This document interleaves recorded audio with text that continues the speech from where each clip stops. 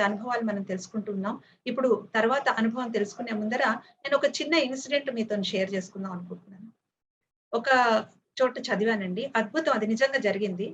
ఒకతను చాలా చిరు ఉద్యోగి. అతనికి పెద్ద ఆస్తిపాస్తులు, డబ్బులు లేవు. పెద్ద కుటుంబం. అలాగే కష్టపడి ఆ కుటుంబాన్ని సాగించుకుంటూ వస్తున్నాడు. అయితే ఉద్యోగం చేసుకున్న వ్యక్తి పొద్దునెళ్తాడు, సాయంత్రం వస్తాడు. ప్రతిరోజు కూడా అతను బస్సులో, ఒక ఆర్టీసీ బస్సులో వెళ్తాడు, వస్తాడు.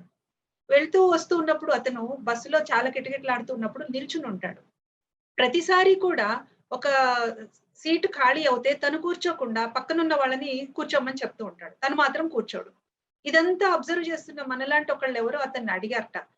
"ఏవయ్యా, రోజు చూస్తాను నువ్వు అంత కష్టపడి వస్తూ ఉన్నావు. అక్కడెక్కడి నుంచో నడుచుకుంటూ వచ్చి బస్ ఎక్కి ఇంటికెళ్తున్నావు కదా! అలా చక్కగా ఒక సీటు దొరికితే గంట ప్రయాణం చేయాలి గదా! ఎందుకు కూర్చోవట్లేదు నువ్వు? ప్రతిసారి ఎవరికో ఒకళ్ళకి నువ్వు సీట్ ఆఫర్ చేస్తున్నావేంటి?" అని అడిగినప్పుడు అతను చెప్పాడట, "అయ్యా, నా దగ్గర డబ్బులు లేవు. నాకు శక్తి లేదు. నేను ఎటువంటి సేవ చేయలేను ఎవరికీ కూడా. ఎటువంటి సహాయం చేయలేను. భగవంతుడు ఏదో ఒక సహాయం చేయమని అంటున్నాడు కదా! ఈ రకంగా నా చేతిలో ఉంది. నేను కూర్చోక్కర్లేదు. నా కాళ్ళు బానే ఉన్నాయి కాబట్టి, నేను ఇంకొకళ్ళకి ఆ సీటు ఇవ్వడం వల్ల రాత్రి పడుకునేటప్పుడు ఒక విధమైన తృప్తితో పడుకుంటానండి" అని.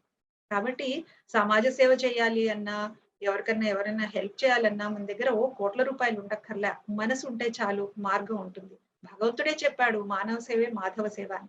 అటువంటి సేవలో తరిస్తూ వస్తున్న ఎంతో మంది స్వామివారి మార్గంలో నడుస్తూ